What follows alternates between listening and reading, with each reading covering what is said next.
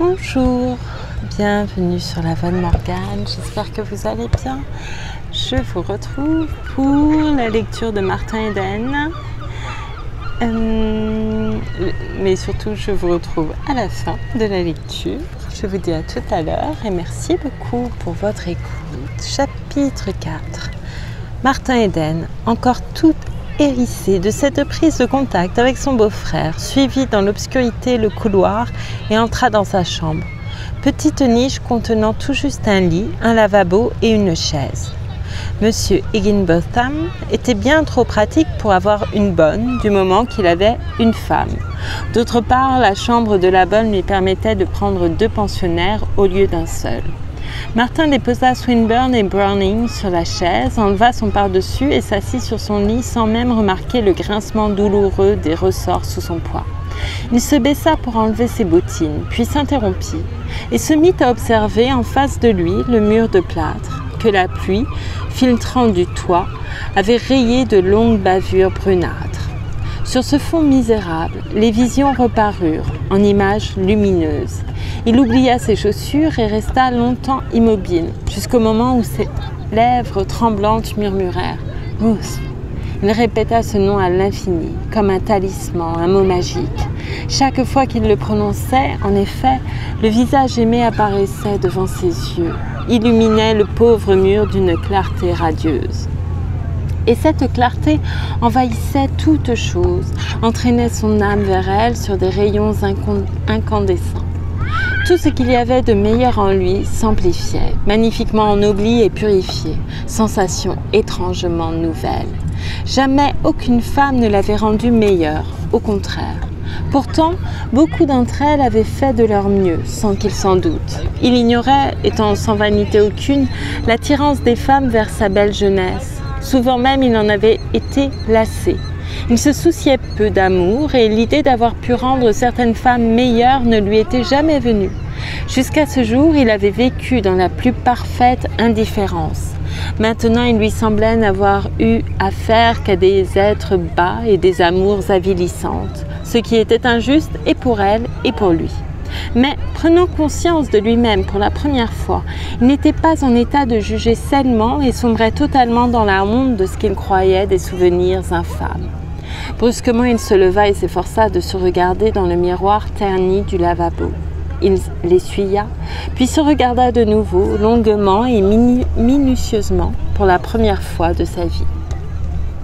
Ses yeux savaient voir cependant, mais jusqu'à cet instant, il ne s'en était servi que pour regarder le monde avec ses panoramas éternellement changeants et n'avait jamais pris le temps de se regarder lui-même. Ce qu'il vit, sans savoir l'évaluer, fut le visage d'un jeune homme de 20 ans, au front carré, bombé, couronné d'une forêt de cheveux châtains, dont les vagues légèrement bouclées devaient tenter les mains caressantes des femmes. Mais il n'accorda aucune attention à un objet aussi indigne d'elle, se contentant d'étudier longuement son grand front carré, s'efforçant de le pénétrer, d'en apprécier le contenu. Quel genre de cerveau habitait là-dedans? De quoi était-il capable? Jusqu'où pourrait-il le mener? Jusqu'à elle? Il se demanda ce que reflétaient ses yeux d'acier, parfois bleus, avivés par la brise saline des mers ensoleillées. Qu'avait-elle pensé de ses yeux? Il essaya de se substituer à elle, vainement. Que savait-il de sa façon de juger? Comment pourrait-il deviner une seule de ses pensées? En elle, tout était enchantement et mystère. Eh bien, conclut-il, ce sont d'honnêtes yeux, sans détour et sans ruse. La couleur de son visage le surprit. Il ne le croyait pas si bronzé par le soleil. Vite, il releva la manche de la chemise pour se rassurer. Oui, sa peau était blanche, somme toute, bien que ses bras soient tannés, eux aussi. Il tendit le bras, tâta son biceps et chercha l'endroit le moins touché par le soleil. Là, c'était très blanc. La pensée qu'autrefois son visage avait été aussi blanc que cela le fit rire. Il ne s'imagina pas un instant que peu de femmes blondes aient pu se flatter d'avoir la peau aussi blanche et aussi douce que la sienne, là où elle avait échappé aux atteintes du soleil. Il avait une bouche d'enfant, quand les lèvres pleines, sensuelles, ne se serraient pas trop durement sur les dents, ce qui alors rendait sévère et même ascétique cette bouche sensuelle, vraiment faite pour l'amour et pour la lutte. On la sentait aussi bien capable de savourer les douceurs de la vie que de renoncer à ces mêmes douceurs pour dominer la vie. Le menton, la mâchoire, forts et légèrement agressifs, accentuait cette impression de volonté corrigeant la sensualité, la tonifiant en quelque sorte. Et les dents, blanches, régulières et solides, n'avaient jamais eu besoin du dentiste. Il le remarqua avec plaisir en poursuivant son examen. Mais une pensée le troubla tout à coup. N'y avait-il pas des gens qui se lavaient les dents tous les jours? Des gens très supérieurs à lui, certes des gens de sa classe à elle. Elle, naturellement, se lavait les dents tous les jours. Que penserait-elle de lui si elle apprenait que de sa vie, il ne se les était nettoyés? Il décida d'acheter une brosse à dents et de prendre cette habitude dès le lendemain. Des exploits héroïques ne suffiraient pas à la conquérir. Il lui fallait s'éduquer en tout, s'habituer même au port du col empesé, bien que cette seule évocation lui parût une véritable atteinte à son indépendance. Il étendit la main, en tâta du pouce l'intérieur calleux et contempla la crasse qui s'y était incrustée, sans qu'aucune brosse soit parvenue à l'en débarrasser. Combien sa paume, à elle, était différente. Il frissonna délicieusement à se souvenir. Elle était couleur de pétales de rose, se dit-il, et fraîche et douce comme un flocon de neige. Comment une simple main de femme pouvait-elle être si adorablement douce? En se représentant ce que pouvait être la caresse d'une main pareille, il rougit, comme prise en faute, s'en voulut d'une telle pensée, incompatible avec la vénération mystique qu'il vouait à cette blanche créature éthérée. Cependant, la douceur de cette main le poursuivit. Il était habitué à la peau rugueuse des ouvrières et des femmes du peuple. Eh bien, il le savait, pourquoi leurs mains étaient rudes? Sa main, elle, était douce, parce qu'elle n'avait jamais travaillé. L'abîme qui les séparait se creusa davantage à la pensée troublante de quelqu'un qui n'avait pas besoin de travailler pour vivre. Il s'imagina tout à coup ce qu'était l'aristocratie, les gens qui n'ont besoin de rien faire, et sur le mur, devant ses yeux, elle prit la forme d'une puissante statue de bronze qui le défiait de toute sa gigantesque stature. Il avait toujours travaillé, toute sa famille aussi. Et Gertrude donc, quand ses mains n'étaient pas durcies par le ménage, elles étaient rouges et crevassées par la lessive. Et sa sœur Marianne, elle avait travaillé dans une fabrique de conserve l'été précédent et ses jolies mains fines étaient complètement tailladées par le coupage des tomates.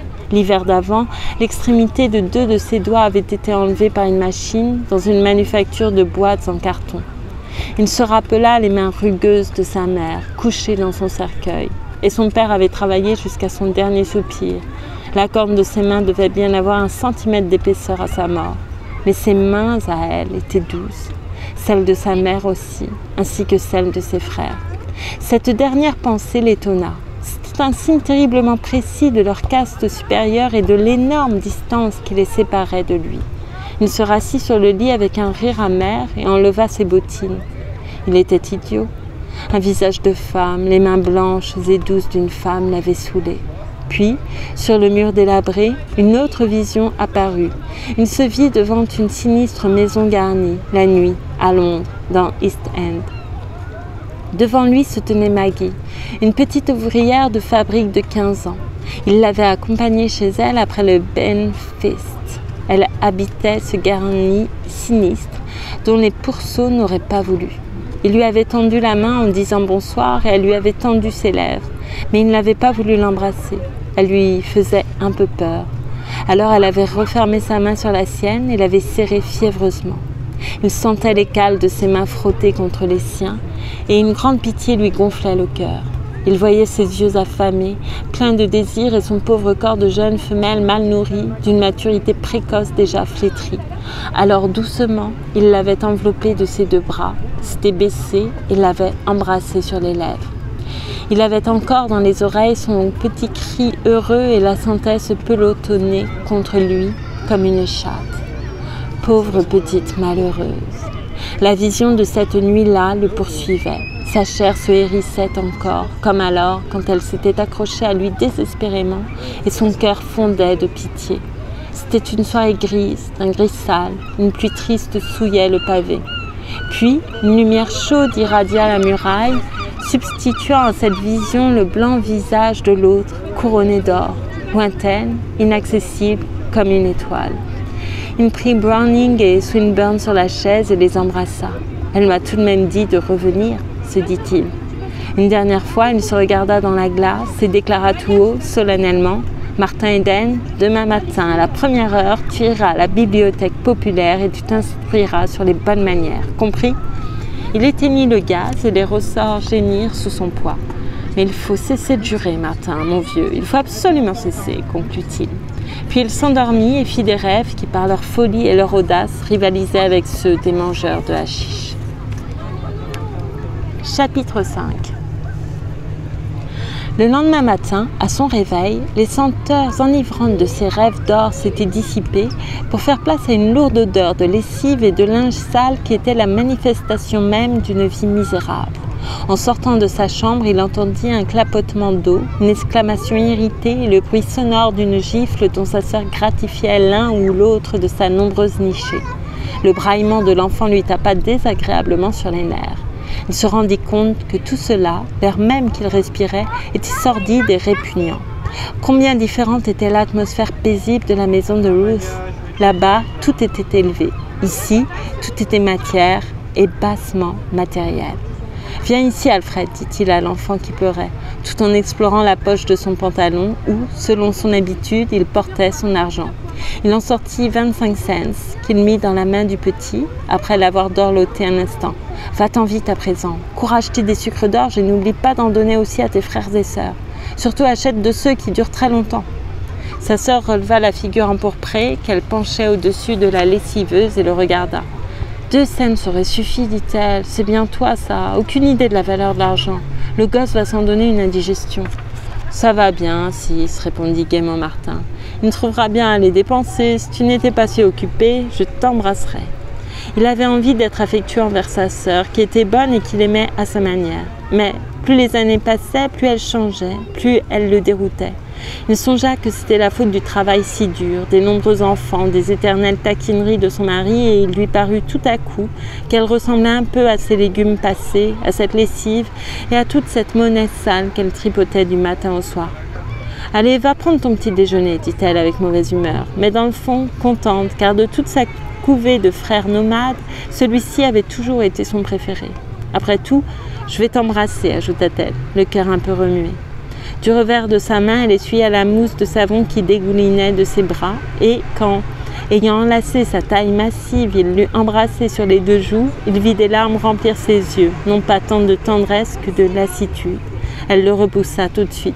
« Tu trouveras le petit déjeuner dans le four, dit-elle précipitamment. Jim doit être levé à présent. Il a fallu que je me lève tôt pour laver. Maintenant va. Et arrange-toi pour sortir de bonne heure. La maison ne va pas être drôle aujourd'hui. Tom est parti et Bernard est obligé de conduire la voiture. » Martin gagna la cuisine avec un poids sur le cœur. La vue du visage congestionné de sa sœur et de son corps avachi le préoccupait beaucoup. Il conclut qu'elle l'aimerait bien si elle avait le temps, mais voilà, elle travaillait à en crever. Bernard Higginbotham était une brute de l'éreinter ainsi. D'autre part, il ne put s'empêcher de trouver que ce baiser l'avait un peu dégoûté. Il est vrai qu'il était très inhabituel. Depuis longtemps, il ne l'embrassait que lorsqu'il partait ou revenait de voyage. Ce baiser à la mousse de savon manquait de charme, car c'était celui d'une femme fatiguée depuis si longtemps qu'elle a oublié ce que c'est qu'un baiser. Il se souvint d'elle, jeune fille, quand elle dansait toute la nuit avec les meilleurs danseurs, après une dure journée de blanchissage, sans se préoccuper du dur lendemain. Puis il pensa à Ruth et imagina la douceur de ses lèvres. Son baiser devait ressembler à sa poignée de main et à son regard. Il devait être appuyé et doux à la fois. Oui, il osa évoquer la vision de sa bouche sur la sienne, et cela si vivement qu'un vertige le saisit et qu'il lui sembla tourbillonner dans un nuage de pétales de rose embaumés. À la cuisine, il trouva Jim, l'autre pensionnaire, qui mangeait de la bouillie d'un air dolent, les yeux lointains et vagues. Jim était apprenti plombier. Son menton mou et son tempérament lymphatique joint à une certaine apathie nerveuse n'indiquaient pas qu'il dût arriver bon premier dans la course à l'assiette au beurre. Pourquoi ne manges-tu pas, dit-il, tandis que Martin trempait avec dégoût sa cuillère dans la bouillie d'avoine froide et mal cuite. Tu étais encore saoul hier soir? Martin secoua la tête. Il était écœuré par la sordidité qui l'entourait. Ruth Morse lui semblait de plus en plus lointaine. Moi je l'étais, poursuivit Jim avec un ricanement brillant, mais alors saoul comme une vache. Oh, quelle gentille fille, Billy m'a ramenée à la maison. Martin fit un signe affirmatif. C'était une habitude de toujours écouter qui lui parlait et se servit une tasse de café tiède. « Tu vas danser au Club des Lotus ce soir ?» demanda Jim. « Ils auront de la bière et si la bande des Temescal vient, il va y avoir du chahut. Je m'en fous d'ailleurs, j'emmène en tout cas ma copine. » Zut, j'ai la bouche amère. Il fit la grimace et but du café pour chasser le mauvais goût. « Tu connais Julie ?» Martin fit signe que non. « C'est ma copine, expliqua Jim, un amour. Je te présenterais bien, mais tu me la faucherais. Je ne sais pas ce que tu leur fais, mais la façon dont tu les chippes à tes potes est décourageante. » « Je t'ai jamais enlevé personne, répondit Martin indolemment, pour dire quelque chose. « Parfaitement, affirma l'autre avec chaleur. Tu m'as fauché Maggie. Il ne s'est rien passé entre nous. Je n'ai dansé avec elle que cette nuit-là. » « Justement, c'est à cause de ça, s'écria Jim. Tu as dansé avec elle et tu l'as regardée, tout simplement, et ça a été fini. Bien sûr, toi, tu n'avais rien à en foutre, mais moi, elle m'a plaqué. Elle ne m'a plus adressé un seul regard. Elle me demandait toujours après toi. Tu n'aurais eu qu'à te baisser pour la prendre si tu avais voulu. Mais je ne voulais pas. Quand même, elle m'a plaqué. Jim le regarda avec admiration. Comment tu te débrouilles, dit Marthe. Je m'en fiche, répondit-il. Tu leur fais croire que tu t'en fiches, questionna Jim vivement. Martin réfléchit une seconde, puis répondit « C'est sans doute le bon système, mais pour moi c'est différent. Je ne m'en suis jamais soucié. Enfin, pas beaucoup. Si tu peux faire semblant, ça marchera, j'en suis sûr. Tu aurais dû venir à la grange de Riley. » déclara Jim, dont les idées manquaient de suite. Un tas de mecs ont passé les grandes boxes. Il y avait là un type épatant de West Auckland, qu'on appelle le rat. Souple comme une anguille, personne n'a pu le tomber. On t'a regretté. Où étais-tu donc, au fait ? À Auckland, répondit Martin. Au spectacle ? Martin repoussa son assiette et se leva. Tu viendras danser ce soir, lui cria l'autre. Non, je pense pas, répondit-il. Il sortit et respira l'air à grandes bouffées. Cette atmosphère l'avait suffoqué et le bavardage de l'apprenti l'avait exaspéré. À certains moments, il avait dû se retenir pour ne pas lui fourrer la tête dans sa bouillie. Plus l'autre bavardait, plus Ruth semblait s'éloigner de lui. Comment pourrait-il, parmi ce troupeau de brutes, devenir jamais digne d'elle? La tâche qu'il s'était donnée le terrifiait, tant il se sentait handicapé par l'atavisme de sa classe. Tout se coalisait pour l'empêcher de s'élever. Sa sœur, la maison de sa sœur et sa famille, Jim, l'apprenti, toutes ses connaissances, ses moindres attaches. Il trouva un goût amer à l'existence. Jusqu'alors, il l'avait acceptée telle qu'elle était et trouvait bonne. Il ne l'avait jamais interrogée, excepté dans les livres. Mais ces livres étaient pour lui des contes de fées parlant d'un monde impossible et magnifique. À présent qu'il avait vu ce monde possible et réel, dont cette femme fleur, Ruth, était le centre, tout le reste n'était qu'amertume, désirs douloureux et désespoirs exaspérés par l'espoir même. Il avait hésité entre la bibliothèque populaire de Berkeley et celle d'Auckland. Il se décida pour cette dernière parce que Ruth habitait Auckland. Qui sait? Une bibliothèque était bien un endroit pour elle et il pouvait l'y rencontrer. Comme il ignorait la façon de s'y prendre, il ira parmi d'innombrables rayons de romans jusqu'au moment où la gentille fille à l'air français qui semblait être la préposée du lieu lui dit que le service des renseignements était en haut. Il n'était pas assez fixé pour s'adresser à l'homme au pupitre et s'élança dans la salle réservée à la philosophie. Il avait entendu parler de philosophie, mais ne s'était pas figuré qu'on ait pu écrire tant d'ouvrages sur ce sujet. Les hauts rayons ployant sous les lourds volumes l'humilièrent et le stimulèrent en même temps. Quelle bonne besogne pour son cerveau vigoureux. Il tomba sur des livres de trigonométrie dans la section des mathématiques, les feuilleta et contempla médusé des formules et des figures incompréhensibles. Certes, il comprenait l'anglais, mais cet anglais-là lui sembla de l'hébreu. Norman et Arthur savaient cette langue. Ils l'avaient parlée devant lui. Et c'étaient les frères de Ruth. Il quitta la salle de philosophie désespéré.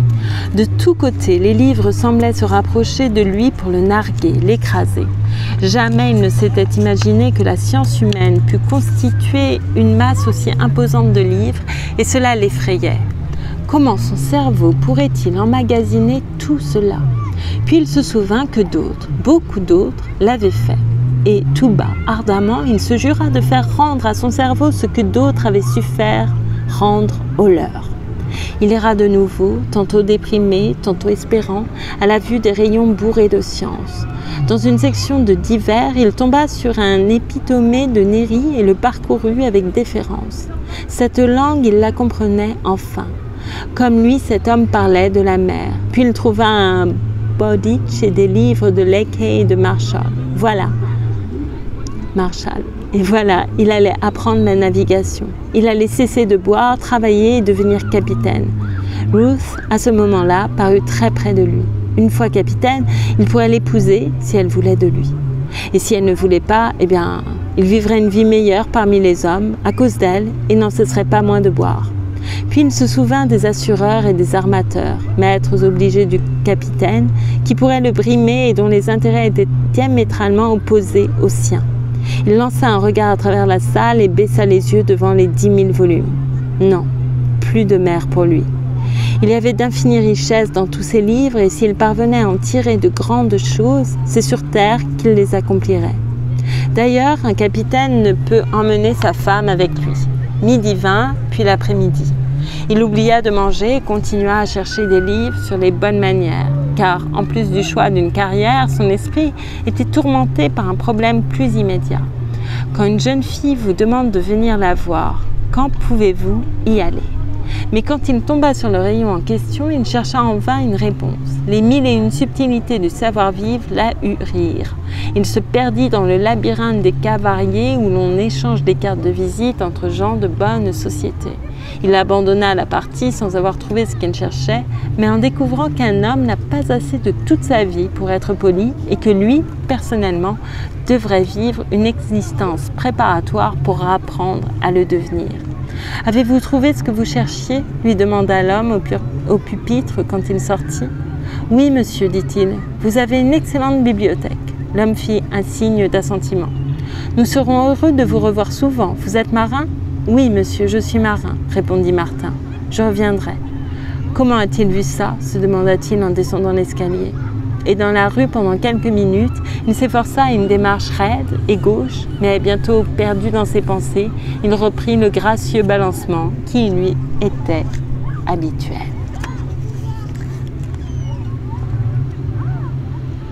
Chapitre 6. Une terrible inquiétude tourmenta Martin Eden. Il avait faim de voir la jeune fille dont les mains fines s'étaient emparées de sa vie, mais il ne pouvait trouver le courage d'aller la voir. Il craignait, en y allant trop tôt, de commettre une grave infraction à cette chose effrayante appelée le savoir-vivre. Il passait de longues heures dans les bibliothèques d'Auckland et de Berkeley et remplissait les fiches d'abonnement pour lui-même, ses sœurs Gertrude et Marianne et pour Jimmy, dont quelques verres de bière avaient obtenu le consentement. Avec la provision de livres que 4 cartes lui permettaient d'emporter chez lui, il usa tant de gaz dans sa pauvre chambrette que M. Higginbotham lui fit payer 50 cents de supplément.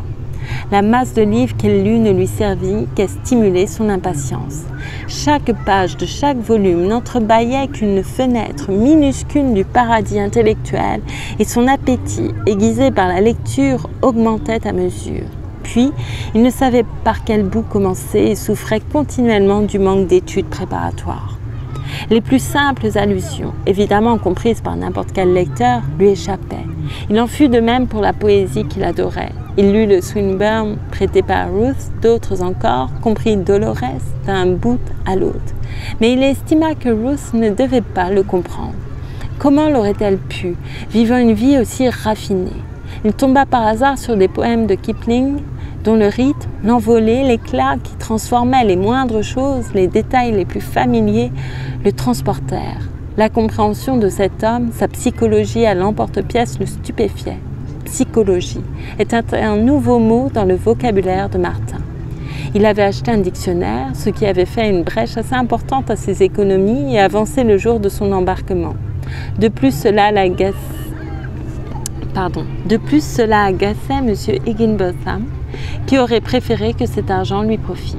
Le jour, il n'osait pas s'aventurer dans les parages de Ruth, mais la nuit, Il rôdait, mais à la nuit, il rôdait comme un voleur autour de la maison des Morse. Il regardait furtivement les fenêtres, attendri à la seule vue des murs qui l'abritaient.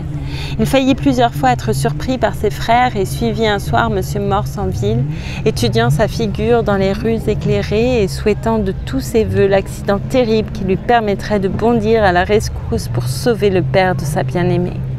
Une autre fois, il fut récompensé de son attente en entrevoyant la silhouette de Ruth à une fenêtre du premier étage. Les bras levés, elle se coiffait devant un miroir. Il ne vit que sa tête et ses épaules, l'espace d'un éclair en réalité, mais cette vision fugitive accéléra son pouls et fit battre son sang dans ses artères. Puis, elle fit tomber le store. Mais il savait à présent où était sa chambre et il revint la guetter souvent, caché dans l'ombre d'un arbre sur le trottoir opposé, en fumant d'innombrables cigarettes. Un après-midi, il rencontra sa mère qui sortait d'une banque, ce qui lui démontra une fois de plus l'énorme distance qui le séparait de Ruth. Elle appartenait à la classe qui se servait des banques. Jamais il n'avait pénétré dans un de ces sanctuaires et s'imaginait qu'il ne pouvait être fréquenté que par les millionnaires et les puissants de la terre. Il subissait une sorte de révolution morale. La pureté, la beauté d'âme de son idole avaient opéré chez lui une réaction et il éprouvait un ardent besoin de propreté. Il devait être propre pour être digne de respirer le même air qu'elle. Il se lava les dents. Il se brossa les mains avec une brosse à récurer l'évier jusqu'au jour où, ayant vu une brosse à ongles à la devanture d'un droguiste, il en devina l'usage et l'acheta. Le vendeur, ayant jeté un regard sur ses ongles, proposa une lime et il acquit sur le champ ce nouvel ustensile de toilette. Après avoir parcouru un livre sur les soins corporels, il décida qu'il lui fallait un bain froid tous les jours, à la stupéfaction de Jim et à l'indignation de M. Higginbotham qui, voyant d'un sale œil ces notions abracadabrantes, se demanda sérieusement s'il ne ferait pas payer à Martin l'eau en plus. Un autre progrès fut réalisé à propos du pli du pantalon. Martin, orienté vers ce genre de choses, remarqua vite la différence entre le pantalon du travailleur, dont le genou fait une poche, et celui dont la ligne droite tracée du pied à la hanche indique un milieu plus élevé. Il travailla la question et envahit la cuisine de sa sœur pour réquisitionner des fers et une planche à repasser. Au début, il eut quelques mésaventures, vela un pantalon et fut forcé d'en acheter un autre, ce qui rapprocha encore la date de son embarquement. Mais le changement ne s'opérait pas seulement sur son apparence extérieure. Il fumait encore, mais ne buvait plus. Jusqu'alors, il s'était imaginé qu'un homme devait boire et il se vantait d'avoir la tête solide, ce qui lui permettait de voir les autres rouler sous la table, tandis que lui-même tenait parfaitement le coup. Quand, par exemple, il rencontrait un camarade de bord, et il en avait beaucoup à San Francisco, il l'invitait ou était invité comme autrefois. Mais à présent, c'était du ginger ale ou de la limonade qu'il commandait pour lui, et il acceptait gaiement leur mise en boîte. Et tandis qu'il se grisait, que la brute s'éveillait en eux et les possédait, il les étudiait et remerciait Dieu de ne plus leur ressembler. Il leur fallait oublier leur misère et pendant leur ivresse, ces brutes stupides se sentaient pareilles aux dieux et régnaient dans leur paradis d'intoxiqués. D'ailleurs, Martin ne sentait plus le besoin d'alcool. Il était ivre de 1000 autres façons nouvelles, bien plus graves. Ivre de Ruth qui avait embrasé son cœur d'amour et de désir d'immortalité. Ivre de lecture, ce qui avait déchaîné en lui d'innombrables aspirations. Ivre enfin de sa force, doublée par les soins qu'il prenait de son corps et qui lui donnaient un équilibre joyeux et magnifique. Un soir, il alla au théâtre, espérant vaguement qu'elle y viendrait, et voilà que, des seconds balcons où il était assis, il la vit. Il la vit arriver par un des bas-côtés, avec Arthur et un jeune homme, pourvu d'un gazon ras à la place de cheveux et de lunettes, dont la vue le plongea dans des affres de méfiance et de jalousie. Il la vit s'asseoir au fauteuil d'orchestre, et toute sa soirée, il ne distingua guère que ceci, de délicates épaules blanches et une masse de cheveux d'or pâle, pâlis encore par la distance. Mais d'autres que lui, était distrait et il remarqua, en regardant autour de lui, 2 jeunes filles assises à côté qui lui souriaient d'un air effronté. Il avait toujours été d'un abord facile, ce n'était pas dans sa nature d'envoyer promener les gens. Autrefois, il aurait souri en retour et, par son attitude, encouragé leur sourire. À présent, c'était différent. Il répondit à leur sourire, puis se détourna et ne regarda plus de ce côté-là.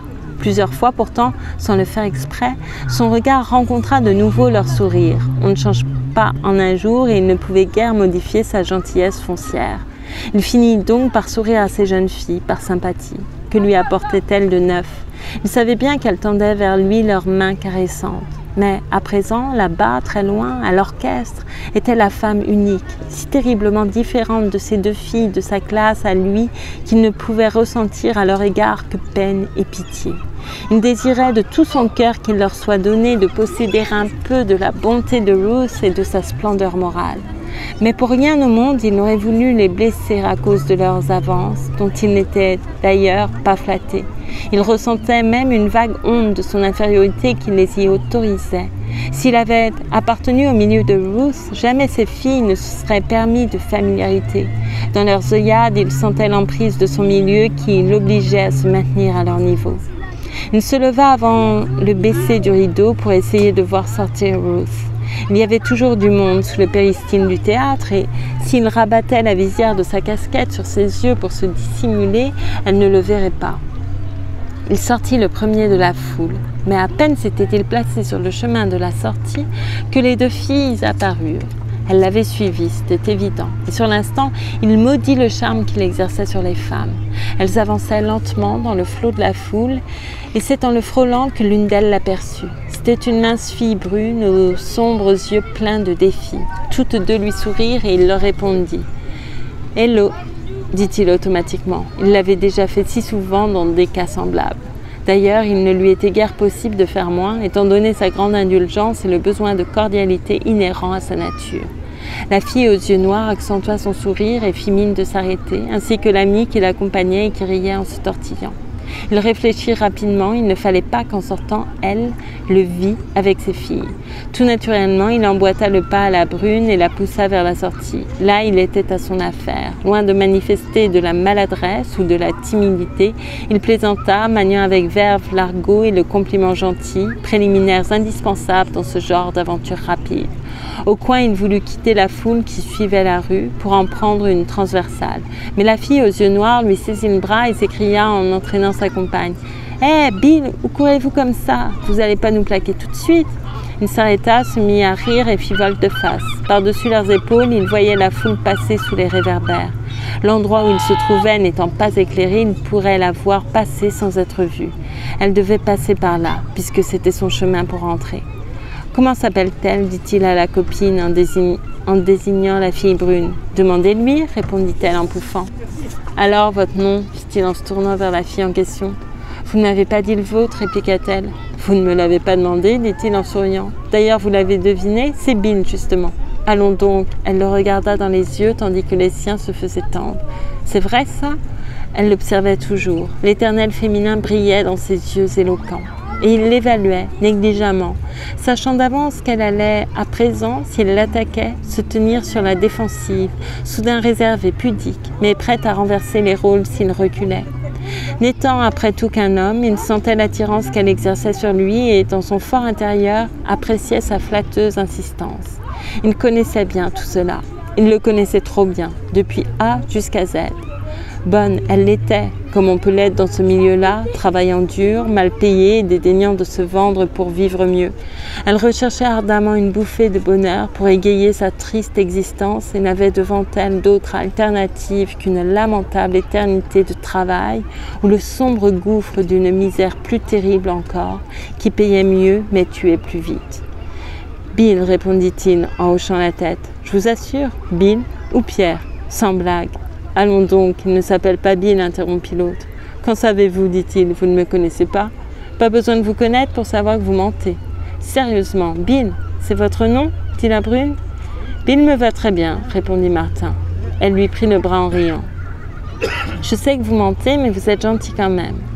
Il prit la main qui s'offrait. en sentit de suite les marques et les déformations qu'il ne connaissait que trop bien. « Depuis quand avez-vous plaqué la fabrique de conserve » interrogea-t-il. « Comment savez-vous ?»« Eh bien, c'est un sorcier » s'écrièrent les filles en chœur.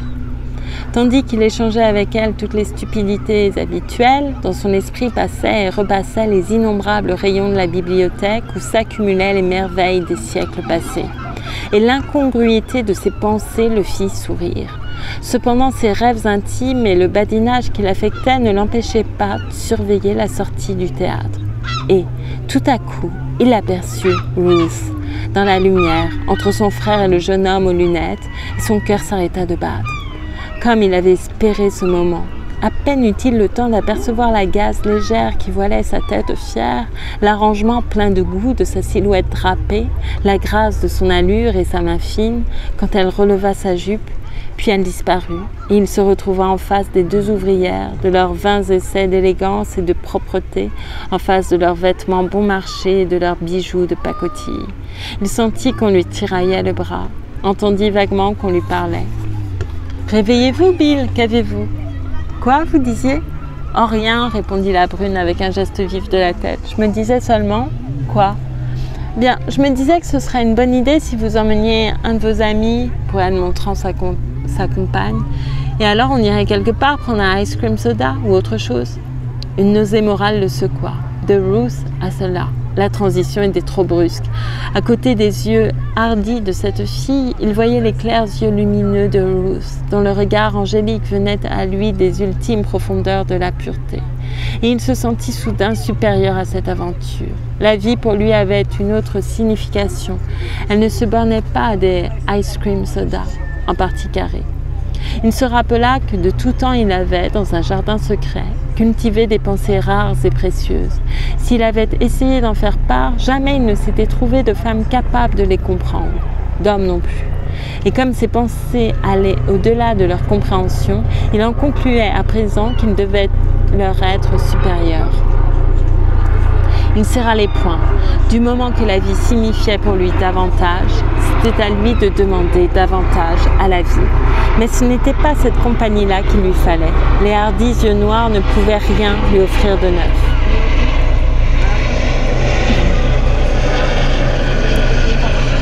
Il savait ce qu'il y avait derrière, de l'ice cream et un vague intérêt de plus. Mais les yeux angéliques là-bas lui offraient bien mieux et plus qu'il ne pouvait imaginer. Des livres et de la peinture, le repos et la beauté, toutes les élégances physiques et morales d'une existence raffinée. Il connaissait par cœur ce que dissimulaient si mal ses yeux noirs. Il voyait, comme un intérieur de montre, tous les rouages de la pauvre mécanique cérébrale. Le bas plaisir en était le but, le plaisir mort menant à la mort absolue de toute espérance. Mais dans les yeux angéliques s'offrait le mystère, l'enchantement, l'au-delà. En eux miroitait le reflet d'une âme et aussi un peu de son âme à lui. « Il n'y a qu'une chose qui cloche dans ce programme, dit-il tout haut. Je suis déjà pris. » Les yeux noirs de la brune le foudroyèrent. « Vous allez veiller un ami malade, sans doute » ricana-t-elle. « Non, j'ai un rendez-vous avec une jeune fille. »« Vous me faites marcher, dit-elle gravement. Il la regarda dans les yeux et répondit. « Pas du tout, je vous assure. Mais ne pouvons-nous pas nous rencontrer un autre jour? Vous ne m'avez pas encore dit votre nom, ni où vous habitez. »« Lizzie, répondit-elle, radoucie. Appuyée tout entière contre lui, elle lui pressait le bras. « Lizzie Connolly, et j'habite à Fifth and Market. » Il bavarda quelques minutes encore et leur souhaita bonne nuit. Mais au lieu de rentrer directement, il alla jusqu'à l'arbre à l'ombre duquel il avait rêvé tant de fois, leva la tête vers sa fenêtre et murmura « Le rendez-vous était avec vous, Ruth. Je l'ai gardé. » Et voilà, je termine le chapitre 6 de Martin Eden. J'espère que ça vous a plu. Je vous remercie beaucoup pour votre écoute. J'espère que le paysage aussi vous a plu. Et je vous souhaite une belle soirée. Merci encore et à très bientôt. Merci beaucoup.